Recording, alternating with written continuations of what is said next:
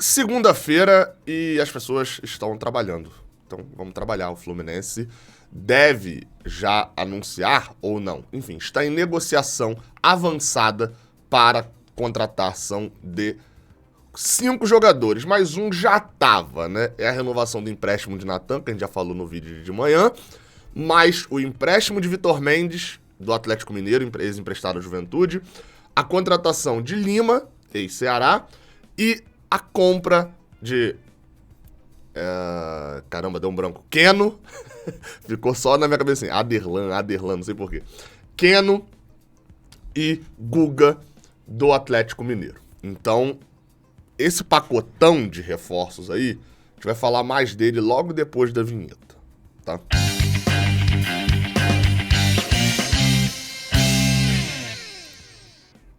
Primeiro, eu já gostaria de pedir pra você deixar o like aqui embaixo, mas gostaria de deixar claro aqui. Traremos uma análise e informações aqui interessantes para você avaliar cada contratação.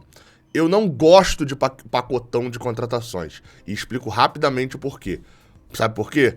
Porque inicialmente a notícia vem com 2,5 milhões por Keno e Guga. Aí você começa a fazer venda casada. Vale 2,5 milhões pelos dois? Não. O próprio Mário Bittencourt fala isso o tempo inteiro. Cada situação, ela tem que ser englobada em tudo e tal. Não, cada situação tem que ser olhada individualmente também. E o pacotão acho que impede a gente de dar uma olhada individual em cada contratação.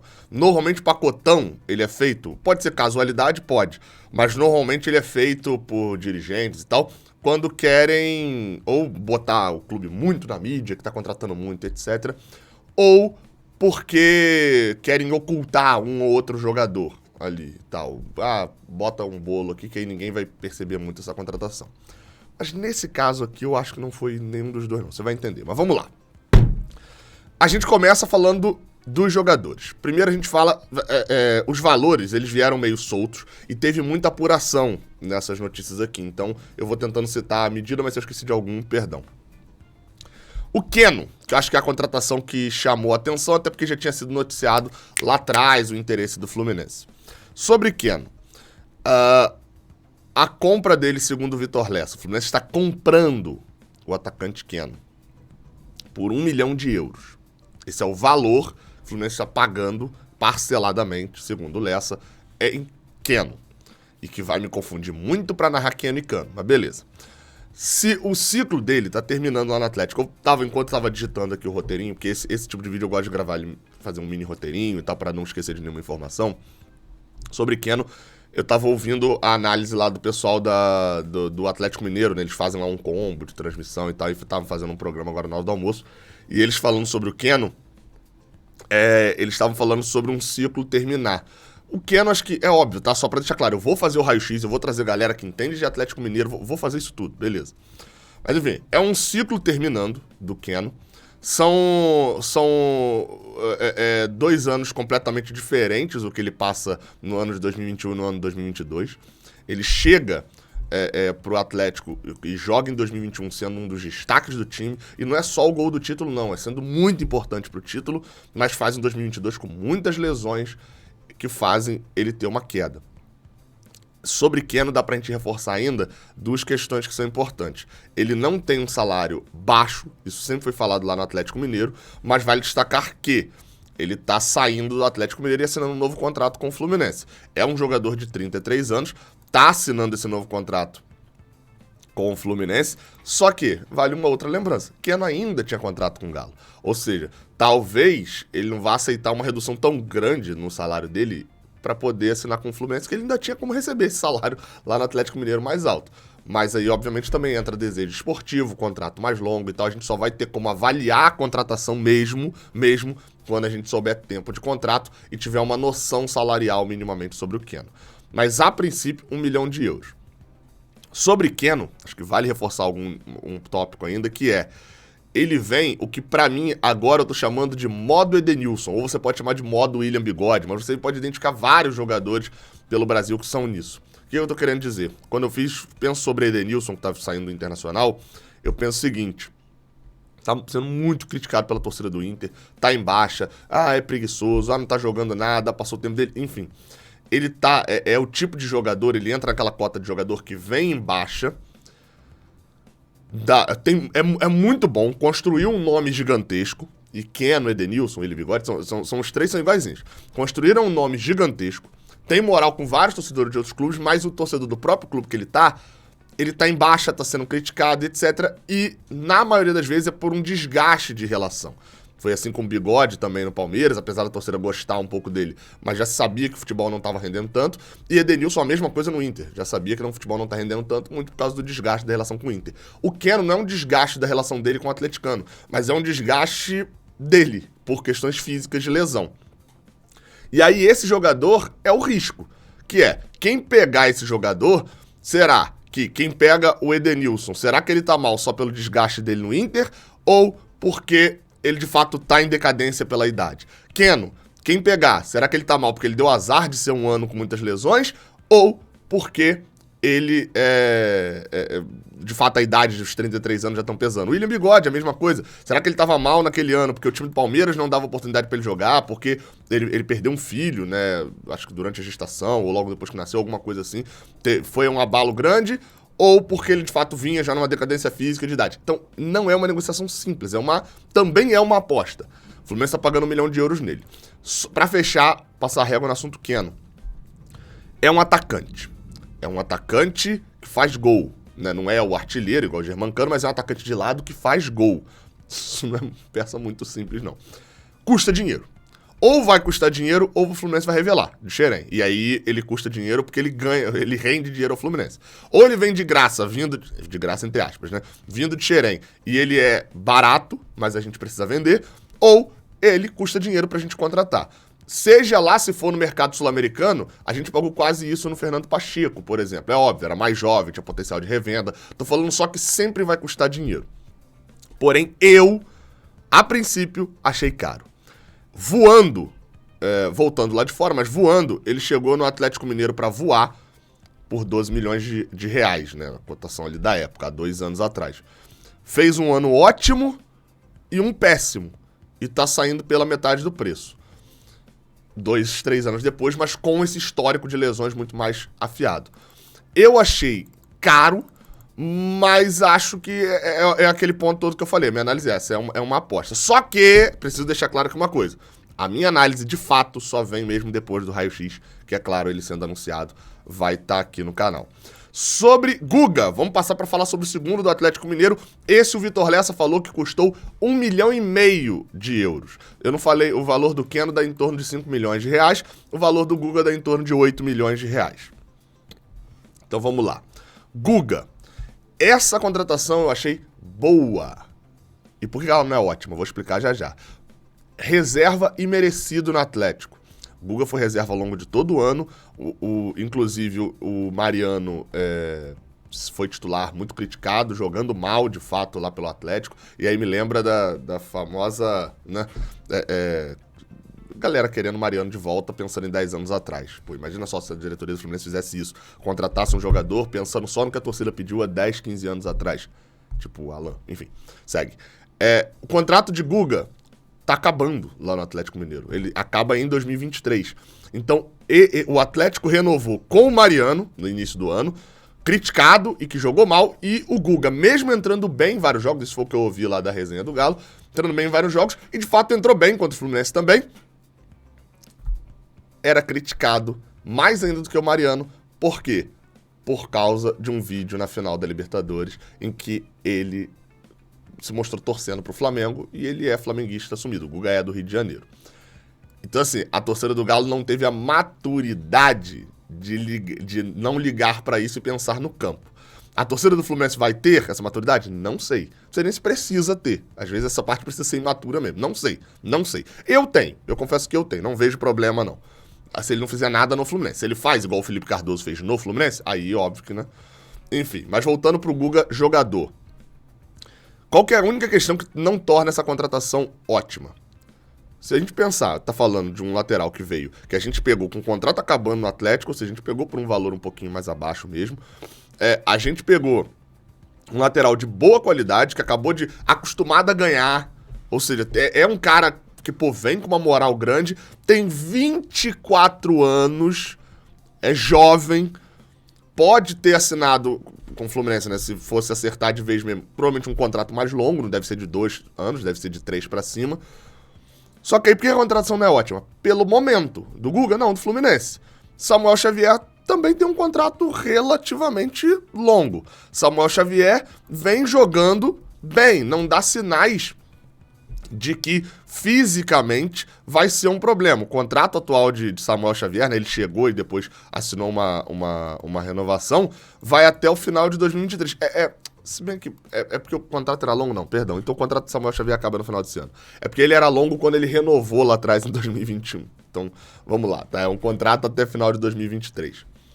O contrato de Samuel Xavier acaba nesse ano, o Guga assinando um contrato maior. Só que assim, a minha dúvida é, Samuel Xavier não dá pistas, não dá sinais de que vai ter problemas físicos. Não é esse o problema dele, apesar dele ter mais de 30 anos, não é essa a questão dele.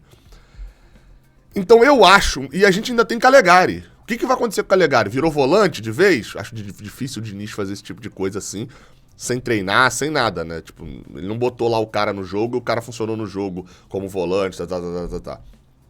Ele tá nas férias, e ele definia essa mudança. Pra mim, isso também pode cheirar a saída de Calegari. Então assim, vamos lá. Por que eu acho a contratação, a princípio, antes do raio-x, antes de tudo, me parece ser boa, quando eu solto? Porque a contratação do Guga é ótimo, só que pra posição parece um pouco desnecessária considerando o Calegari ali. Vai subir o nosso nível? Vai subir o nosso nível. A Flu Pobre não precisa entrar aqui, aliás, os contra Flu Pobre falando, Gabriel, mas não é você que fala que o Fluminense tem que ter time titular e tem que ter qualidade no elenco também no banco? Sim, sou eu. Só que eu acho que 1,5 milhão de euros pra poder ter o lateral direito reserva eu acho um pouco demais. Então, eu acho a contratação boa, acho ótimo trazer o Guga, mas não sei a questão da posição. Se o Calegari sair, aí começa a me parecer interessante, principalmente se for um valor parecido, até porque o Calegari é 3 anos, mais ou menos, mais novo do que o Guga, né? Sobre o Guga, é o fato que eu falei, né? Os atleticanos estão lamentando porque a torcida do Atlético não soube, alguns atleticanos, né? Ter maturidade nessa questão de lidar com a questão do Flamengo. E talvez o torcedor realmente não tivesse que lidar. As outras aqui, vou passar um pouquinho mais rápido por elas, porque isso é o que o pacotão pede. É isso que o pacotão pede, que você passe rápido por algumas contratações que não são tão midiáticas. E é isso que me incomoda. Porque a outra aqui é a do Vitor Mendes. Empréstimo. Esse é zagueiro, ex-Juventude, mas que na verdade vem do Atlético Mineiro, porque o Atlético Mineiro é dono dos direitos dele há um bom tempo, mas já emprestou várias vezes. Ele foi muito bem em 2021 pelo Juventude, inclusive é o que faz ele ter sido indicado pelo Eduardo Barros, assistente do Fernando Diniz, que trabalhou com ele no Juventude em 2021. Inclusive, eu nem lembrava, mas ele fez gol no Fluminense, aquele 1-0 lá no Alfredo Jaconi e tal, tava lá, ele fez o gol. Obviamente que eu não vou meter aqui uma carteirada de eu tava lá, ele jogou bem, porque é óbvio que eu não tava analisando o Vitor Mendes, né? Mas, a princípio, como eu falei, 2,5 milhões de euros foi lá o pacote do GE. Globo, pelos dois de cima, só que lá em BH o Thiago Fernandes, jornalista, falou em 3 milhões de euros pelo pacotão inteiro. Ou seja, o que a gente entende aí, dá pra fazer uma dedução? 500 mil euros é pelo empréstimo de Natan, que eu falei no vídeo de manhã, e pelo empréstimo do Vitor Mendes. Cerca de 2 milhões de reais ali, vamos botar, pelo empréstimo dos dois. Ou seja, o Fluminense pagará pelo empréstimo. O Vitor Mendes entra um pouquinho na cota do Guga, assim. Não é uma compra, né? É um empréstimo. Me parece ser um bom zagueiro. Todas as diferenças que eu ouvi é de que são zagueiros bons. Acho interessante. O Juventude pagou 500 mil reais para poder levar ele por empréstimo. O 2022 dele não foi estrondoso. Na verdade, até como todo o time do Juventude, largou o campeonato no meio e tal. Ele até termina fazendo gol contra. Mas é um zagueiro jovem. É uma contratação jovem. Assim, só que a única questão que eu fico sobre o Vitor Mendes é o seguinte. Mesma lógica do Guga. É posição. Você trazer um zagueiro de 23 anos, eu acho bom. Acho interessante.